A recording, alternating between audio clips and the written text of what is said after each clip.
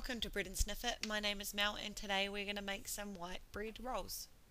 So what you will need is some plain bread flour.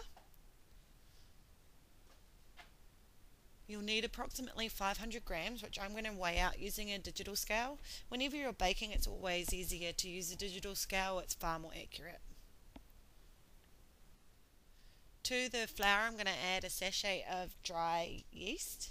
You can use any brand. The sachets come in approximately 7-gram packets, so something that is the equivalent size is what you'll need. Then we'll add 1.5 teaspoons of caster sugar.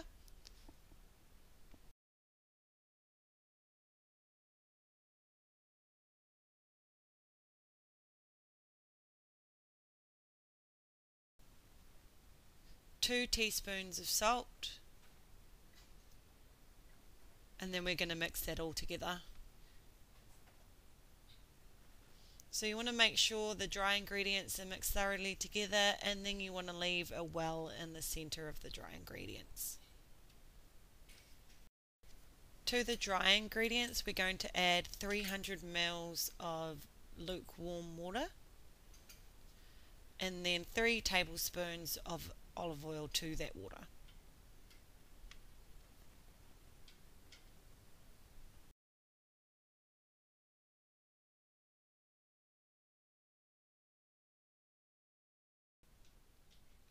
Then you want to mix all the ingredients together. I'm starting off by just putting a little bit, mixing it together until it's absorbed by the dry ingredients, and then adding some more.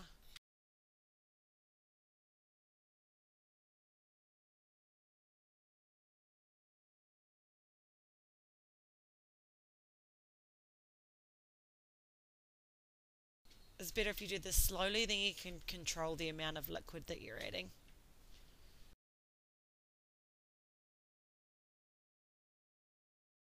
So as you can see at the moment, the ingredients look a bit like glue. Don't worry, it's all going to come together. At this stage, you don't want to add any more flour or any more water, and you just want to work it a little in the bowl so that it comes together. Okay, so you're going to put all the ingredients onto a floured bench and you're going to start kneading the dough.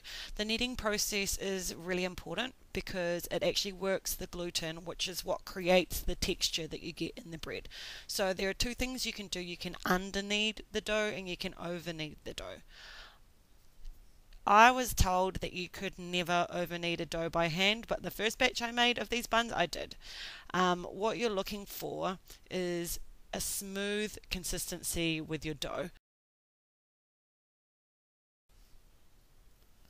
So as you can see, my dough has finally come together and it has a smooth consistency, which means it's ready for its first proofing. To do this, you get a bowl and you oil it, and then you place the dough inside, cover it with Glad wrap, put a tea towel over the top, and you let it rest for approximately an hour. What you're looking for though is for it to double in size. So once it's reached that point, it's finished its first proof. So as you can see, the dough has doubled in size. So what we want to do is take it out of the bowl and then knock all the air out of it. So to do this, you just knead the dough again until you can feel that it's lost all of that air. We're then going to roll it into a long sausage shape so that we can easily cut the dough into 8 pieces for 8 buns.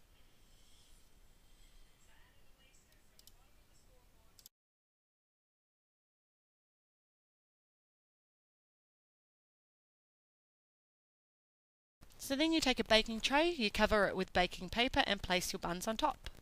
You want to then cover it with a tea towel and let it do its second proof.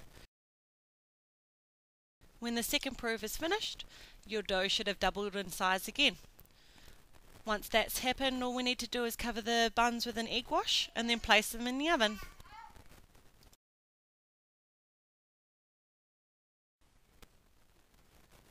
After 15 minutes in a 220 degrees Celsius oven, your buns should be ready. But the way that you test them is you flip them over, tap them on the bottom, and if they sound hollow, they're ready. I'm no way a baking professional, so if you've got any tips or hints on how I can make my bread better, feel free to leave some comments below. Thanks.